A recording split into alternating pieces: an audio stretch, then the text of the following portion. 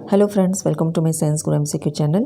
तो ये हमारा chemical equations and reactions class 10 का पार्ट 19 है। इसके साथ एक और हमारा पार्ट बचा हुआ है पार्ट 20। उसके बाद हमारा ये चैप्टर कंप्लीट हो जाएगा। मैं आपको बता दूं कि विदाउट एमसीक्यू प्रैक्टिस आप 100% जो है वो अपने एग्ज़ाम में स्कोर नहीं कर सकते हैं। अगर आपने मेरे दिए हुए एमसीक्यूज़ प्रैक्टिस कर लिए, मेरे दिए हुए एनसीईआरटी वन लाइनर जो मैंने शॉर्ट्स के थ्रू करवाया, अगर आपने उसको कंप्लीट कर लिया एंड देन एक्टिविटीज़ जो इस चैप्टर में दिया अगर आपने उसको भी कंप्लीट कर लिया, तो ये चैप्टर आपका 100% कंप्लीट है। आप किसी भी तरह के क्वेश्चन को आराम से अटेम्प्ट कर सकते हैं और अपने एग्ज़ाम में 100% स्कोर कर सकते हैं। ठीक है, फिलहाल तो मैं आपको बता दूं कि जो एनसीईआरटी शॉर्ट्स के थ्रू मैंने एनसीईआरटी वन लाइनर करवाया था, तो वह सारे शॉर्ट्स को बहुत जल्द मैं एक वीडियो में कंप्लीट करके आपको दूंगी, क्योंकि बहुत लोग का ये डिमांड आ रहा था कि वो सारे शॉर्ट्स को मैं एक वीडियो में भी कर दूं, एक वीडियो में कंबाइन कर दूं, तो मैं वैसा भी करके आपको दे दूंगी। ठीक है, चलिए फिलहाल तो देखते हैं part 19 chemical equations and reactions class 10 का। तो देखते हैं question number 1, identify the following reactions as endothermic and exothermic. ये जो रिएक्शन दिया हुआ है आपको ये बताना है ये एंडोथर्मिक है या एक्सोथर्मिक है।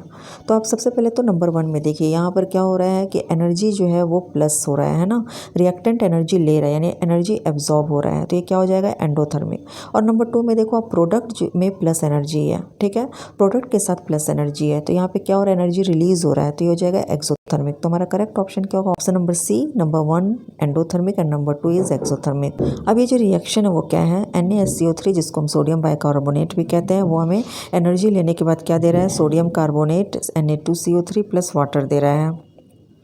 एंड नंबर 2 में देखो आप मैग्नीशियम प्लस ऑक्सीजन है, तो हमें मैग्नीशियम ऑक्साइड प्लस एनर्जी दे रहा है। ठीक है, अब आप देखिए question number 2, on passing excess carbon dioxide in aqueous solution of sodium carbonate the substance obtained is sodium carbonate Na2CO3 में अगर हम एक्सेस कार्बन डाइऑक्साइड पास करते हैं तो जो सब्सटेंस हमें मिलता है उसको क्या कहते हैं? जो सब्सटेंस हमें मिलता है उसको सोडियम बाइकार्बोनेट कहते हैं, NaSCO3। ठीक है, तो हमारा रिएक्शन क्या हो रहा है, तो sodium carbonate Na2CO3 plus carbon dioxide plus water, इसलिए क्योंकि सोडियम कार्बोनेट क्या है एक्वस सॉल्यूशन है, तो इसलिए इसमें वाटर भी होगा। तो ये सारा जो तीनों रिएक्टेंट है वो मिलकर हमें सिंगल प्रोडक्ट दे रहा है sodium bicarbonate, that is NaSCO3। तो हमारा करेक्ट ऑप्शन क्या होगा? Option number C. अब आप देखिए question number 3, which of the following pair will give displacement reaction. ये जो पेयर्स हैं इसमें से कौन सा जो पेयर है वो डिस्प्लेसमेंट रिएक्शन देगा? जब हम NaCl solution and copper metal को मिक्स करेंगे तो, या नंबर बी जब हम silver nitrate solution and copper metal को मिक्स करेंगे तो, या number C magnesium chloride MgCl2 solution को एल्युमिनियम मेटल के साथ ऐड करते हैं तो, या number D ferrous sulphate solution and silver metal को ऐड करते हैं तो इसमें कौन सा जो पेयर है वो हमें डिस्प्लेसमेंट रिएक्शन देगा? तो एक्सप्लेनेशन में आप देखिए कॉपर मेटल, मैं आपको बार बार बता रही हूँ अगर आपको रिएक्टिविटी सीरीज याद नहीं होगा तो आप ये फाइंड आउट ही नहीं कर पाएंगे कौन सा एलिमेंट ज़्यादा रिएक्टिव है, कौन सा कम रिएक्टिव है, कौन सा रिएक्शन होगा या नहीं होगा, कौन सा एलिमेंट जो ज़्यादा एक्टिव है दूसरा कम एक्टिव है। तो ये सारे क्वेश्चन का जो आंसर वो आपको रिएक्टिविटी सीरीज से ही मिलेगा। तो मैंने आपको बहुत सारे क्वेश्चन में रिएक्टिविटी सीरीज को शो करते हुए आपको समझाया, लेकिन इस क्वेश्चन में मैं आपको डायरेक्ट अब समझा दे रही हूँ कि इसका जो करेक्ट आंसर होगा ऑप्शन नंबर बी होगा। क्यों?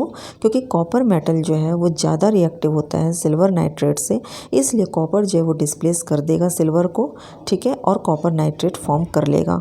तो हमारा रिएक्शन इस तरह से होगा 2AgNO3 plus Cu give rise to copper nitrate that is CuNO3 का होल 2 प्लस 2Ag। अब नंबर A, C, D में copper, aluminium and silver metal जो है वो ज़्यादा रिएक्टिव नहीं होता है सोडियम, मैग्नीशियम या आयरन से, इसलिए ये डिस्प्लेस नहीं कर सकता, इसलिए जो A, C एंड D है ये रिएक्शन पॉसिबल नहीं है। अब हम देखते हैं क्वेश्चन नंबर 4 की तरफ, विच of the following is not a decomposition reaction. ये जो 4 हमारा ऑप्शन दिया हुआ इसमें से कौन सा जो है वो डिकम्पोजिशन रिएक्शन नहीं है? नंबर 1 में CaCO3 give rise to CO plus CO2, number 2 में है digestion of food in the body, number C में है NaOH यानी sodium hydroxide plus HCl give rise to NaCl plus water, number D में है potassium chloride KClO3 give rise to 2KCl plus 3O2। तो इसमें से कौन सा जो है वो हमारा डिकम्पोजिशन रिएक्शन नहीं है? तो इसमें डिकम्पोजिशन रिएक्शन कौन सा नहीं है? डिकम्पोजिशन रिएक्शन आपका option number C decomposition reaction नहीं है, वो एक डबल डिस्प्लेसमेंट रिएक्शन है। ठीक है, अब आप देख सकते हो कैल्शियम कार्बोनेट सिंगल रिएक्टेंट है, 2 प्रोडक्ट दे रहा है, डिकम्पोजिशन है। नंबर डी में देखो पोटासियम क्लोराइड जो है वो पोटासियम क्लोराइड प्लस ऑक्सीजन दे रहा है, 2 प्रोडक्ट दे रहा है, वो भी डिकम्पोजिशन है। नंबर बी में देखो फूड का डाइजेशन हो रहा है बॉडी में, that is also called decomposition. ठीक है। तो जो नहीं है वो ऑप्शन नंबर सी है। एक्सप्लेनेशन में आप देखो मैंने एक एक रिएक्शंस को उसको एक्सप्लेन करा है, ठीक है, कि वो क्यों है और क्यों नहीं है। ऑप्शन नंबर सी जो है एक न्यूट्रलाइजेशन रिएक्शन भी है, ठीक है। और न्यूट्रलाइजेशन रिएक्शन किसको कहते हैं तो आप देख लो मैंने एक्सप्लेनेशन में क्या समझा। It can be defined as a chemical reaction जिसमें कि एक एसिड और एक बेस जो है वो रिएक्ट होता है और सॉल्ट और वाटर देता है, ठीक है। एसिड और बेस रिएक्ट होकर सॉल्ट जब देते दैट इज कॉल्ड न्यूट्रलाइजेशन। अच्छा, फूड का डाइजेशन जो बॉडी में हो रहा है वो डिकम्पोजिशन कैसे है, इसलिए क्योंकि डिकम्पोजिशन रिएक्शन जो है एक तरह का केमिकल रिएक्शन जिसमें कि एक जो मैं आपको बता चुकी हूँ एक सिंगल कंपाउंड ब्रेक हो रहा है, दो और दो से अधिक एलिमेंट्स या न्यू कंपाउंड्स फॉर्म कर रहा है। तो हमारे बॉडी में जो डाइजेशन है वो भी एक डिकम्पोजिशन ही रिएक्शन है क्योंकि ऐसा हमारे बॉडी के अंदर भी होता है। तो अब हम चलते हैं क्वेश्चन नंबर 5 की तरफ।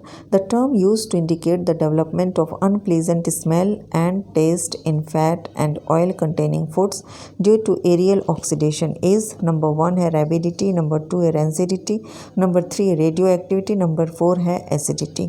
तो हमारा करेक्ट ऑप्शन क्या होगा, हमारा करेक्ट ऑप्शन होगा रेंसिडिटी। तो एक्सप्लेनेशन में आप देखिए the term use to indicate the development of unpleasant, पहले भी मैं आपको बता चुकी हूँ कि जो अनप्लीजेंट स्मेल एंड टेस्ट आता है फूड में से उसमें क्या होता है फैट एंड ऑयल जो है उसका ऑक्सीडेशन होता है, रेंसिडिटी हो उस प्रोसेस को रेंसिडिटी कहते हैं, ठीक है। तो इस वजह से ये जो टर्म यूज़ हो रहा है ये जो प्रोसेस है उसका जो उसके लिए जो एक टर्म है दैट इज़ कॉल्ड रेंसिडिटी। अब आप देखिए question number 6 in the reaction FeSO4 plus X give rise to Na2SO4 plus FeOH का होल 2। तो यहाँ पे आपको एक्स फाइंड आउट करना। तो आप रिएक्टेंट में देखो आयरन है, प्रोडक्ट में भी आयरन है दैट इज Fe। रिएक्टेंट में देखो सल्फेट ग्रुप है SO4, प्रोडक्ट में भी सल्फेट ग्रुप है SO4। रिएक्टेंट में देखो X है, प्रोडक्ट में अब क्या बचा जो रिएक्टेंट में नहीं है, एक हाइड्रोक्साइड ग्रुप जो है रिएक्टेंट में नहीं है और एक सोडियम जो है वो रिएक्टेंट में नहीं है। तो हमारा करेक्ट ऑप्शन हो जाएगा option number C sodium hydroxide, ठीक है। एक्सप्लेनेशन में आप देख लो सोडियम हाइड्रोक्साइड के साथ जब रिएक्ट करता है तो वो Na2SO4 प्लस FeOH का होल 2 देगा, ठीक है। तो चलिए क्वेश्चन नंबर 7 देखते हैं। विच of the following statement about the following reaction is correct. ये जो स्टेटमेंट है ये जो रिएक्शन है इसमें से कौन सा स्टेटमेंट करेक्ट है, ठीक है। रिएक्शन हमारे पास क्या है ZnO plus carbon monoxide CO give rise to Zn plus CO2। तो इसमें से कौन सा रिएक्शन जो है वो करेक्ट होगा।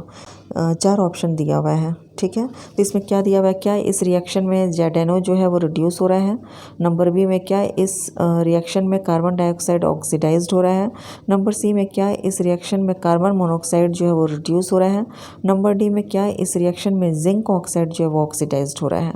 तो एक्सप्लेनेशन में देखो आप इस रिएक्शन में चूँकि जिंक ऑक्साइड जो है वो अपना ऑक्सीजन लूज़ कर दे रहा है और जिंक फॉर्म कर रहा है तो हम कह सकते हैं कि ये यहाँ पर रिड्यूस हो रहा है, ठीक है।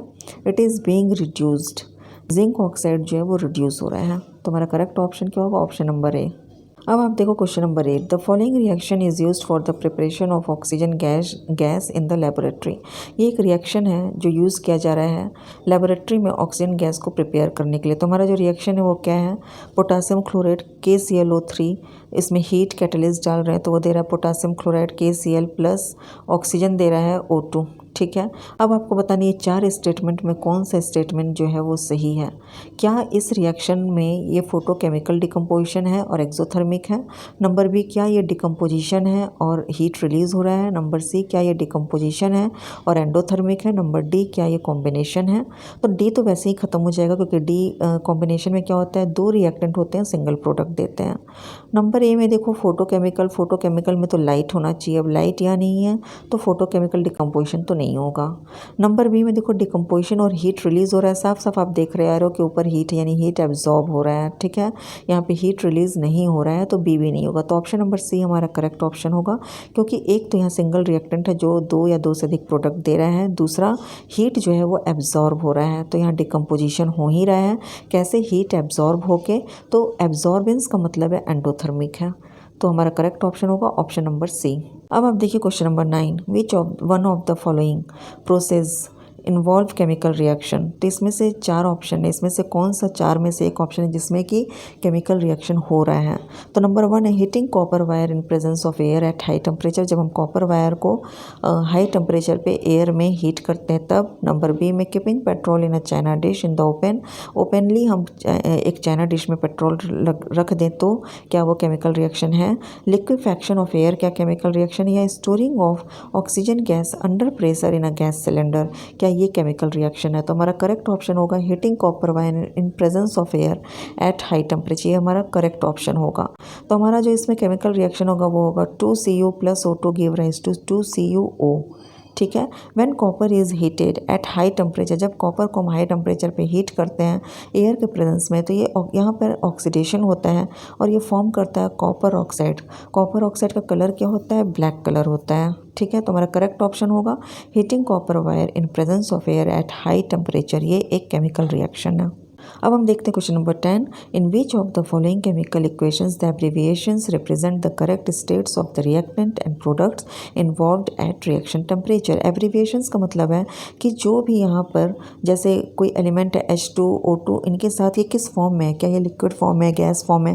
तो इसका अब देख लो ब्रैकेट में इसका एब्रिविएशंस दिया। अब अगर ये गैस फॉर्म है तो G, लिक्विड फॉर्म में है तो L, सॉलिड फॉर्म है तो S, एक्वस फॉर्म है तो AQ। तो आपको देखना है कि ये जो 4 ऑप्शन है उसमें करेक्ट जो एब्रिविएशंस किसका है।